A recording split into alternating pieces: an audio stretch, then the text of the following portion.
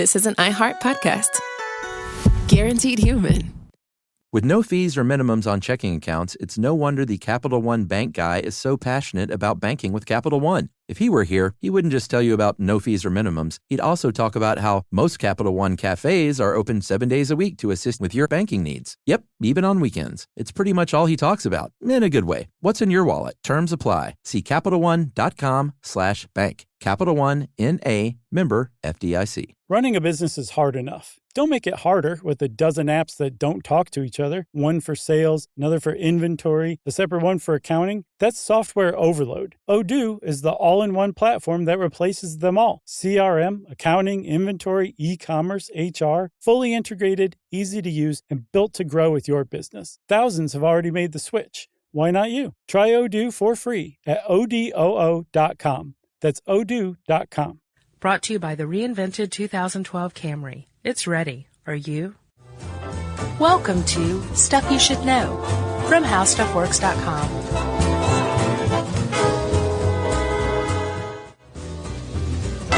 Hey, and welcome to the podcast. I'm Josh Clark. There's Charles W. Chuck Bryant, looking spry. Are you spry, Grandma? Here comes the sun. What? Here comes the sun. This reminds me of the Sun podcast. Oh, yeah. I don't think it's going to be nearly as bad. There's not nearly as much physics to it, especially not particle physics or spooky physics. It's pretty straightforward, really. It was very richly detailed, dense in structure and content. But really, if you break it down, volcanoes, well, that's what we're paid to do, Chuck, and that's what we are going to do. Yep. Let me do my intro first. Did you ever see Joe versus the Volcano? One of my favorite all-time movies. All time. Oh, yeah. Like, probably top 5. I've seen it at least 12 times. It's so great. The pre-serious Tom Hanks, best role. Yeah. I think so. Beats the tar out of Bosom Buddies. I'm a big bachelor party guy. Are you really? Oh, yeah. But in this movie, he is sent to Wapani Woo, right? Which means little island with big volcano. The Big Woo. To jump into the Big Woo. Yeah. To basically appease the Waponis. Yeah. Who need somebody to sacrifice himself into the volcano to calm the volcano god so everything can keep going on, right? And they can keep drinking their orange soda, which they're famous for loving. Yes. Was it Fanta? I think it was ND brand for the movie. So you remember then when he jumps in, what happens? Well, I don't want to spoil it for anybody, but you remember what happens, right? Yeah. Okay. Chuck, do you realize that as of this week, we've reached a weird point in our life where we can explain what happened? Yeah.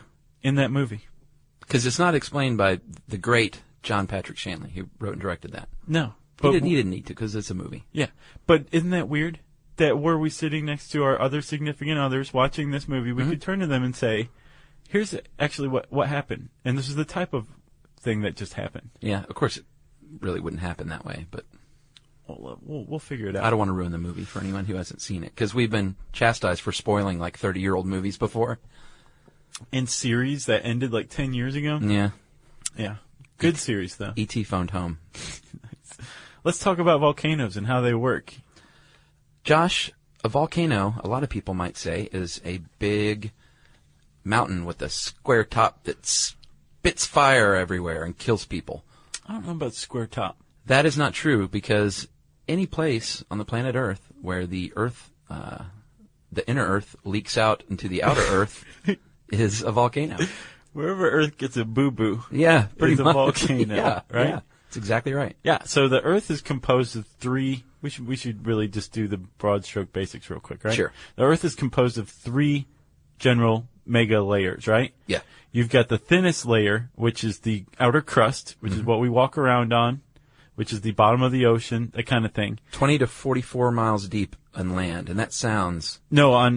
Yes, you're right. That sounds super big, but that's actually really thin. So from its thinnest part at the bottom of the ocean, it's 3 miles down, deep, or thick, up to, like you said, 44 miles, right? And then under that, you've got the mantle, right? Yep. And then you have the inner core, which is where the inner core, the inner Earth people live, right? Yeah, and the mantle's the biggest part, really, really hot, but not melty, because of one word that is the key to all things volcano. Pressure. Pressure. Pressure. Anytime, like, everything about volcanoes is pressure related, it seems like. Yes. Somehow. And it's hot enough, this mantle, it is solid, but it's hot enough to melt, but the pressure is so great, it can't melt. It can't be liquid. It's forced to stay in the solid form, right? Yeah. The other key thing that we need to touch on before we get into volcanoes is the continental drift theory, plate tectonics. Yeah. Right? That there are at least 7 large plates and some minor plates as well. Desert plates. That are the outer crust that are moving over the mantle via the asthenosphere. And that's like this kind of liquid layer, this lubricating layer between the crust and the mantle, right? And then so anytime where these boundaries are, there's a potential for volcanic activity, right? Mm-hmm. But that's not the all-encompassing explanation for volcanoes, right? That's right. There are several ways that volcanic activity can occur as far as plate tectonics goes. Let's cover those first, Chuckers. I'll take the first one. Okay. These plates can move away from each other sometimes. Not necessarily toward each other. They can move away. When they move away from each other, if it's underwater, under the water. Right. It's so specific. Subsurface. Subsurface. Then that's an ocean ridge. If it's under the land, it's a continental ridge. Right. And these plates drift apart, and then the mantle all of a sudden doesn't have as much pressure, so it can actually melt, finally, because it's so hot. Right. And then it bubbles up through the little cracks there. Then once it gets there, it gets cool, hardens again, forms an all-new crust, and kind of just fills up that gap. Exactly. And that's called spreading center volcanism. And that's where 2 plates are moving apart. Now, if you want to talk about subduction zone volcanism, which I do, if you'll allow me, that's where 2 plates are moving together. And if you remember from the earthquake podcast, we covered a lot of this and that too. A subduction zone is where plates are pressing up against one another and one is pushed under the other, right? Yeah. This forms a trench, a hole in the earth. Big time. Okay. So with the spreading center volcanism, magma flowed out because of this lower pressure. It was allowed to go to its liquid form. With subduction, we haven't said what magma is. That's liquid rock. Nice, Chuck. Very important. It is. This is what makes up the mantle for the most part as well. Yeah. Right? So this is the stuff that is very hot but is under so much pressure it stays solid. Well, I think it becomes magma once it turns fluid. Okay. And then and here's the distinction between magma and lava. Once it exits the earth, it becomes lava. It's lava. Yeah. So go ahead. Okay. Nice one, Chuck. Good catch. Thank you. So with subduction zone volcanism, the magma, actually, the melting point is lowered with the introduction of water. So either water enters the trench created by the subduction zone, or ambient water from the rock around it enters it. Yeah, or it's squeezed out of it. Exactly. Yeah. So either way, this introduction of water lowers the melting point and allows this the mantle to become magma, as is its destiny, right? So that's colliding and then shifting under one another. Subduction. You can also collide, and you just collide. You meet each other head on, 2 plates collide, right, and boom, you've got mountains. Not volcanoes. You do. Right. Mountains. Right, but this is usually just a subduction zone that hasn't happened yet. Eventually one of them is probably going to slip under the other, and bada boom, bada bing. But for the meantime, they're out just of it. a couple of rams. Yeah. And then you've got plates moving up against each other. I think that was a slip strike fault, wasn't it, in the earthquake podcast? I don't remember. I think it was, where they're just one's going south and one's going north. Right. That forms a transform plate boundary, and there's almost never volcanic activity. Right. There's another way they can form, and this is kind of a cool one, interplate or hotspot volcanic activity. Right. We should say that everything we just talked about, all of those were found along plate boundaries. Yeah, on This boundaries. is within a solid plate, right? Yeah, within a plate, you can get a hot spot in the middle of it because the mantle basically forms a hot plume. It comes up from the bottom and gets hotter and hotter, and then it eventually reaches, right underneath, I guess the lithosphere. Nice.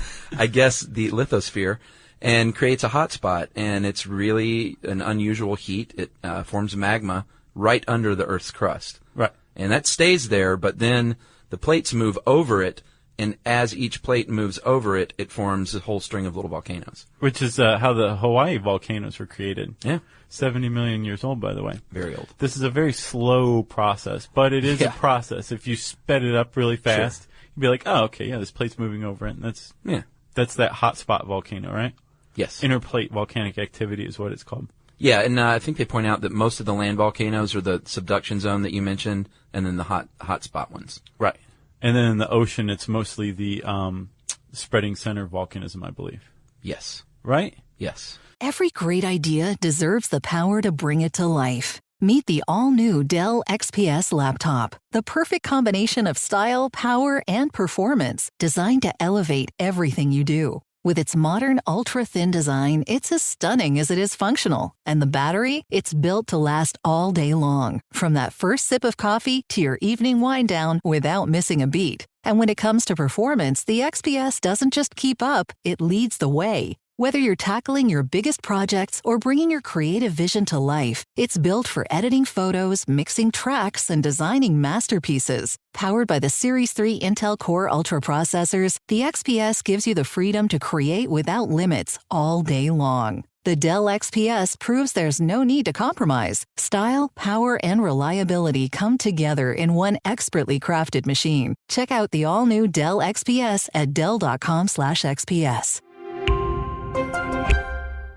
Support for this show comes from Public, the investing platform for those who take it seriously. On Public, you can build a multi-asset portfolio of stocks, bonds, options, crypto, and now generated assets, which allow you to turn any idea into an investable index with AI. It all starts with your prompt, from renewable energy companies with high free cash flow to semiconductor suppliers growing revenue over 20% year over year. You can literally type any prompt and put the AI to work. It screens thousands of stocks, buys one-of-a-kind index, and lets you backtest it against the S&P 500. Then you can invest in a few clicks. Generated assets are like ETFs with infinite possibilities, completely customizable and based on your thesis, not someone else's. Go to public.com/SYSK and earn an uncapped 1% bonus when you transfer your portfolio. That's public.com/SYSK. Paid for by Public Investing. Brokerage services by Open to the Public Investing, Inc., member FINRA and SIPC. Advisory services by Public Advisors, LLC, SEC registered advisor. Generated Assets is an interactive analysis tool. Output is for informational purposes only and is not an investment recommendation or advice. Complete disclosures available at public.com/disclosures. All right, so Chuck, we've got magma, right? Yeah.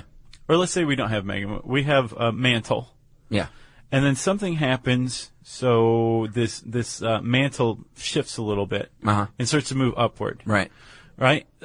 Something is given way to the downward pressure of the rock surrounding it. And so this magma, which is hot, it's just under a lot of pressure. Right. And it wants to be liquid. It's less dense, and it's able to move up. Yeah.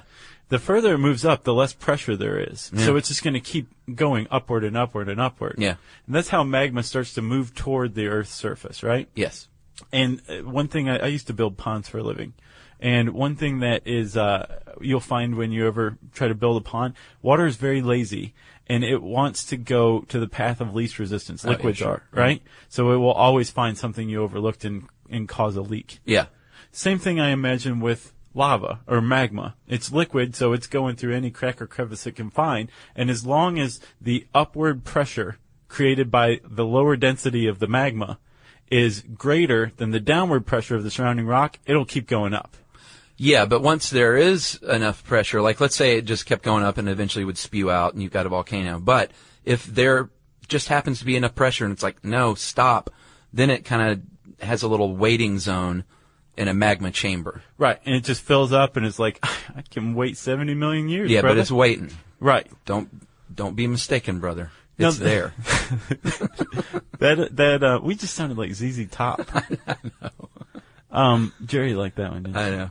So, Chuck, that explains how lava enters the Earth's crust, holes in the Earth's crust, and creates what we'll talk about in a second, Hawaiian-type volcanoes. Hawaiian-type eruptions, I should say. Where basically the lava is just coming out, bubbling up over the surface and flowing real slowly. Right. Creating little lava ponds, right, in craters and stuff like this. It's cool looking. Sure. Not very dangerous if you can walk at all. Yeah, I mean, it's slow. Right, or even drag yourself slowly. You could probably beat the lava. Yeah. But the one that everybody wants to know about are eruptions, like the spectacular, like the Iceland volcano. Right. I'm not even going to attempt a pronunciation of this, which, by the way, cost at least $1.7 billion to the airlines alone in lost revenue. Really? Yeah. That was a stratovolcano, by the way. We'll talk about that in a minute, okay? Yes. But with a huge explosion, it's not just this lower density of the magma. No. It has to do with the gases inside, and magma is what magma eats, right? Yeah, and I mean, this is sort of like it reminds me of the Lake Nyos exploding lakes. It's a buildup of gas pressure internally within the magma. It's a lot of dissolved gas, and they're stuck that way, dissolved, which is all fine, and they're kept, thanks to pressure, confined in there. But when the vapor pressure gets greater than the pressure surrounding it, it forms little vesicles, which are little gas bubbles. And then it's go time. And that's when you got some trouble, because those bubbles, they got to get out. It's like a soda can. It's the exact same principle of a soda, right? So if you open a soda, all the bubbles rush to the top. And that's right? if it's just a regular old non-shaken. You haven't touched it or anything. Yeah. If you shake it up, you're actually mixing those bubbles in with the liquid. Mm-hmm. So when those bubbles rush to the top, they're going to bring a lot of the liquid with them. This is the same exact principle that's behind a volcanic eruption, okay? But in this case, magma is the soda. Exactly. Yeah. And the bubbles are the gases from the dissolved rock. Yeah. Okay? Right? Yeah, I'm with you. So then there's two factors. You said that that pressure had everything to do with volcanic activity. Sure. With eruptions, there's two general factors that really have an effect on what kind of volcanic eruption takes place, and that is viscosity. Yeah. Which is, I can never keep it straight, but now I've got it. Viscosity is the ability to resist flow, right? Yeah, it's the Thick opposite or of being thin. fluid. Right. If it's high viscosity, which means it has a high ability to resist flow. Yeah. Which means it's thick stuff. It's molasses. Yeah. If it has a low ability to resist flow, meaning you're pouring something out of a cup and creating flow, if it has a low ability, it's going to flow very easily and quickly out of it. So it's low viscosity. So viscosity and the amount of gas bubbles present are going to determine what kind of volcanic eruption you have, right? If it's high viscosity, which means it's very thick, then it will be a big eruption. Right. Because it tried very hard to get out. Exactly. And then the opposite is true if it's low viscosity. And the more gas is present, the more, imagine just these little bubbles, the more little bubbles there are trying to get out, the higher the viscosity, the harder they're going to try to get out. And then when they do get out, kaboom. Right. Which is determined by how much silicon is in the magma, which I thought that was a little weird. Yeah. Or not weird, but just, I had no idea.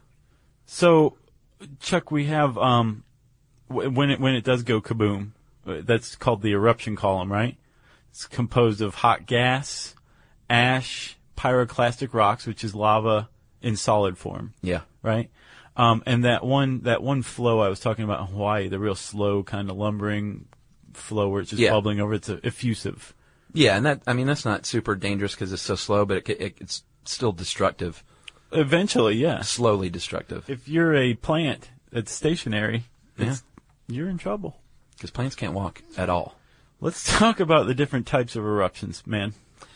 Yeah, there's a bunch of these. My favorite is the Strombolian.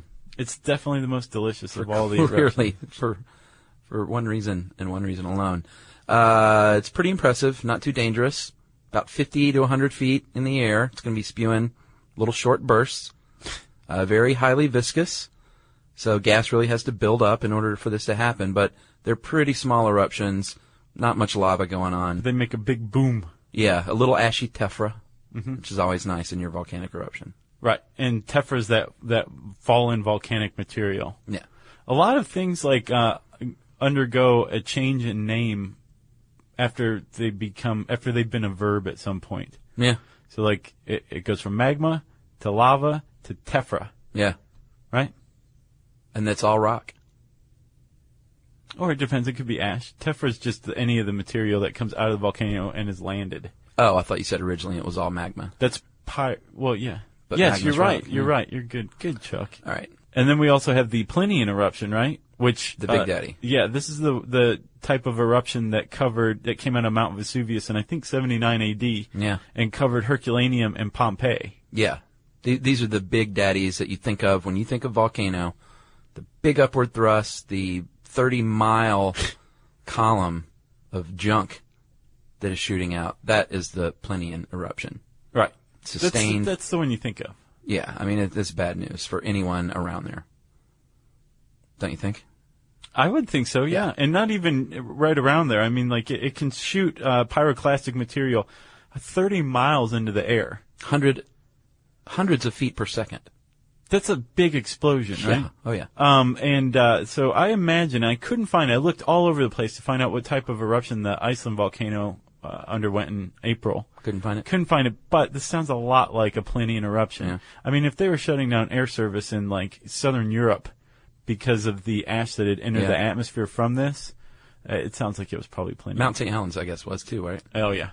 Basically, all the ones you can rattle off the top of your head, those are probably Plinian volcanoes. Strombolians don't make the news. No. Every great idea deserves the power to bring it to life. Meet the all-new Dell XPS laptop, the perfect combination of style, power, and performance, designed to elevate everything you do. With its modern, ultra-thin design, it's as stunning as it is functional. And the battery? It's built to last all day long, from that first sip of coffee to your evening wind down without missing a beat. And when it comes to performance, the XPS doesn't just keep up, it leads the way. Whether you're tackling your biggest projects or bringing your creative vision to life, it's built for editing photos, mixing tracks, and designing masterpieces. Powered by the Series 3 Intel Core Ultra processors, the XPS gives you the freedom to create without limits all day long. The Dell XPS proves there's no need to compromise. Style, power, and reliability come together in one expertly crafted machine. Check out the all-new Dell XPS at dell.com/XPS. Support for the show comes from Public, the investing platform for those who take it seriously. On Public, you can build a multi-asset portfolio of stocks, bonds, options, crypto, and now generated assets, which allow you to turn any idea into an investable index with AI. It all starts with your prompt. From renewable energy companies with high free cash flow to semiconductor suppliers growing revenue over 20% year over year, you can literally type any prompt and put the AI to work. It screens thousands of stocks, builds a one-of-a-kind index, and lets you backtest it against the S&P 500. Then, you can invest in a few clicks.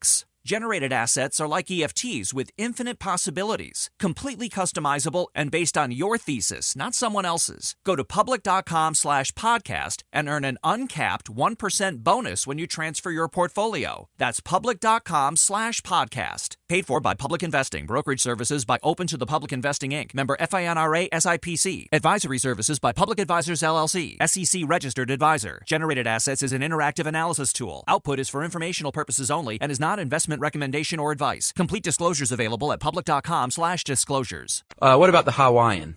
Those are the really slow, effusive ones, right? Yeah, but they have like fire fountains. Like they're cool to look at. Yeah. For sure. And it's cool sounding. Yeah. And they can produce lava lakes, which are ponds of lava, craters. Pretty cool. Yes. I've never been to Hawaii, though. Have you? No, Strickland has. Oh, yes, he has. He loves talking about the Hawaiian eruptions. He loves butchering the Hawaiian names of things, too. Are those other ones smaller and less frequent, the Volcanian, Hydrovolcanic, and Fissure? Yeah, the most common eruption types are the Plinian, Hawaiian, and Strombolian. Okay. And then less common, like the real, like if you're an aficionado of volcanoes, right, then you're going to want to know about the Volcanian, Hydrovolcanic, and Fissure, like you said. The Fissure has the curtain of fire. It occurs along like a trench. It's not like a mountain. It's basically there's a tear in the earth. Right. And the magma is becoming lava and like this big curtain of fire. Wow. You can't really call it anything else and it be as dead on. Sure. The Volcanian is cool because of the pyroclastic bombs that it will shoot into the air. Like football-sized bombs of hot rock. This is the earth being angry. Yeah. The gods are awakening. Well, this is the earth saying, I'm moving around, dude. And then hydrovolcanic, it bears a little explaining. This is a volcano that it takes place not underwater, but near water, near a very high humidity area. And basically the interaction of the water creates this chain reaction that turns the volcanic material into this fine ash, right? It can also melt a lot of surrounding snow, which can cause landslides and a lot of trouble for people. Indeed. Yes. So those are the types of eruptions. Are you still awake, and are you still with us so far? Ready? What's this? Caw-caw! Right. People are like, oh, Yeah. the sun. Should we talk about the shapes or just the frequency of eruption? Well, let's talk about the shapes, because there's three components to a volcano. Every volcano, right? Yeah. You've got the magma chamber, which we talked about. That's where it builds up. Yep. You've got the central vent, which is this little connecting area. This is where it starts to. This is the fissure that it comes out of. Yeah. Connects the chamber to the crater. Right. You've got the summit crater, which is where it explodes out of. Right. Yes. And then you've got different types of volcanoes, three main shapes. And the stratovolcanoes, so a stratovolcano with a Plinian eruption is what everyone thinks of as a volcano. Yeah, right? The classic, what you would build for your science school project with the baking soda, that's a stratovolcano. That's right.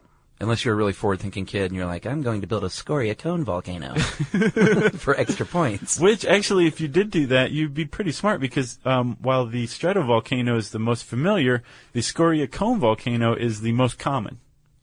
Yeah, I guess that would be a very smart kid. Yes, and if there's any 7th graders out there looking for a cooler volcano, you want to add a little zing to your volcano, make a scoria cone and say Josh and Chuck sent you. Yeah, and get prepared to be beaten by your classmates. Scoria cones, by the way, if you need a little help, are they're smaller, they're steep on both sides, and they're very wide, right? Yes.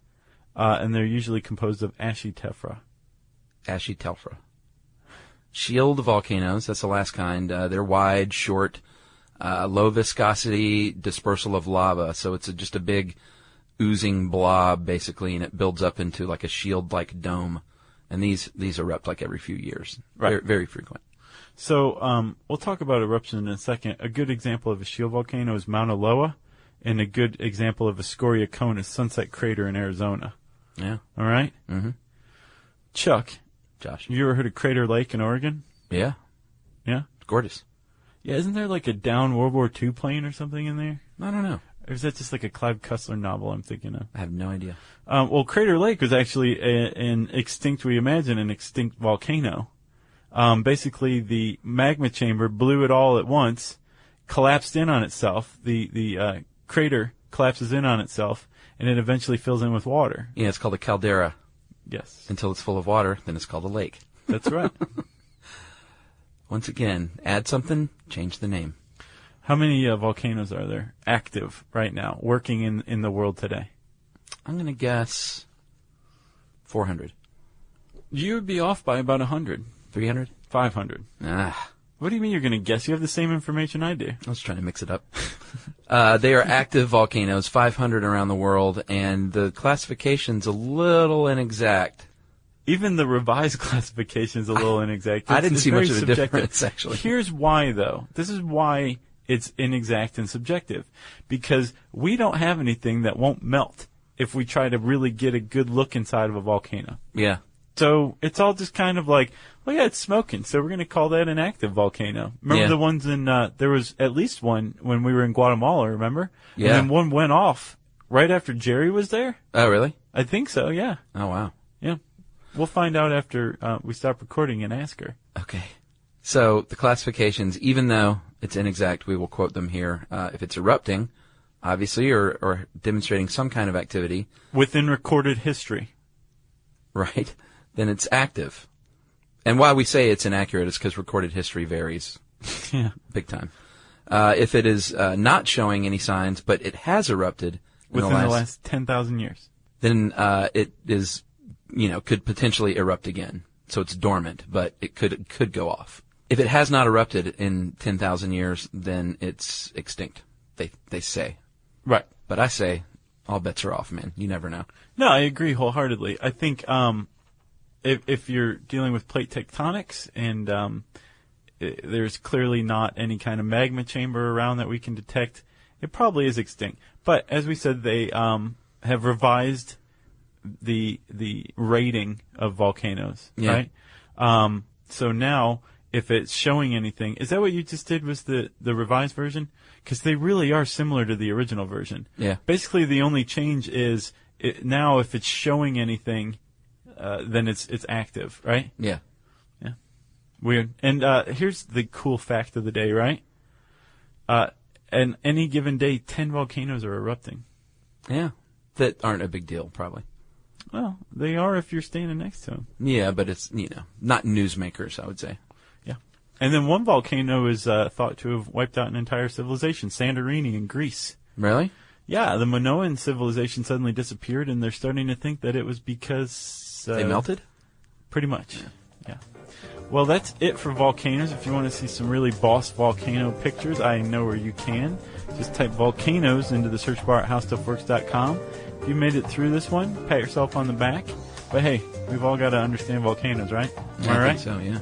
Okay. Since I said search bar, that means it's time for listener mail. So that is not only the end of volcanoes, Josh. That's the end of 2010.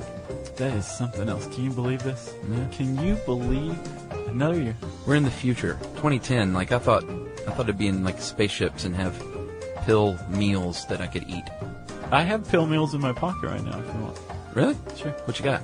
I have pot roast. Nice. And turkey and stuffing. Did you add water and it becomes a big meal, or you just eat it and you just eat it, and it tastes like all that and get filled up? Yeah. Nice. So at the end of every year, we like to say thanks. Obviously, we're still on the air, and we wouldn't be if you guys weren't listening. No. We would be, just doing our regular thing, writing the articles. Crying ourselves to sleep. Crying ourselves to sleep. Yeah, thank you for listening to all of you. Absolutely. All of you new people, all of you vets, all of you returning friends, everybody. Happy New Year to all of you. Very much. Yeah? Yeah, that's all I've got. I mean, I don't want to make a big deal out of it because I just want to keep on going through 2011, yeah. 2012. We're not going anywhere. Here's to the next year and 11 months. Yeah. And 11 days left of Earth. Yeah. Right? You want me to sing Auld Lang Syne? Please. Can we get Jerry to put it over? Or at least, surely there's no rights on Auld Lang Syne. Or at least Fogelberg's Same Old Lang Syne? Let's hear it. The saddest song in history? Oh, that is a good one. Oh, God. Let's hear it, Chuck. Oh, no, never. But I do have listener mail. Well, do you know what album that appeared on? The Innocent Age. Okay, so was it a good album? Yeah, I mean, I actually own that. I was a little kid. I was like 12 listening to that song thinking it was sad when I was 12. And that's Dan Fogelberg. Yes. And what's the name? Same Old Lang Syne. And what's the album? The Innocent Age. Okay.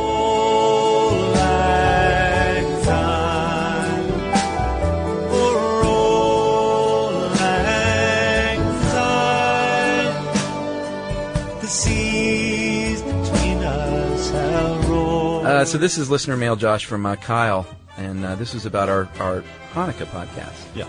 Which we got some pretty good marks from our Jewish friends. Yeah, we did. Here or there. Although I will say, good try. I had a few people that are converted Jews say, "Hey Chuck, when you said it's not the same thing, that really hurt my feelings." Yeah.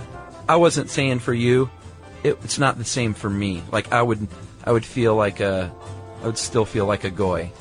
So it's not the same for you, but in Chuck's opinion of you, it's the same. Yeah, that doesn't make you any less Jewish if you've converted. I wasn't saying that at all. Gotcha, so I want gotcha. to clear that up. I was kidding. Don't want to hurt anyone's feelings. Hey guys, great job on the Hanukkah podcast. I'm a 17-year-old from Des Plaines, Illinois. It's the home of the McDonald's Museum, right?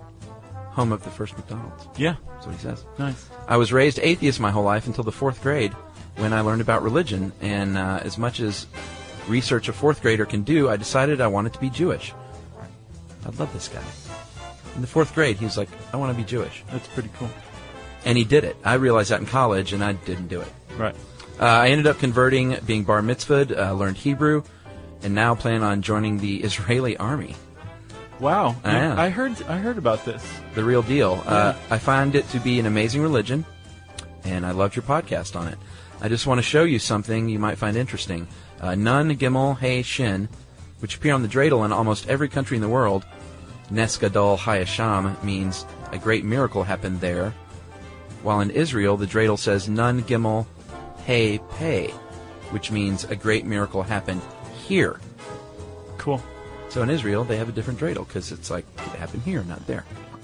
So I've always found that interesting. Just want to let you in. Thanks for the podcast.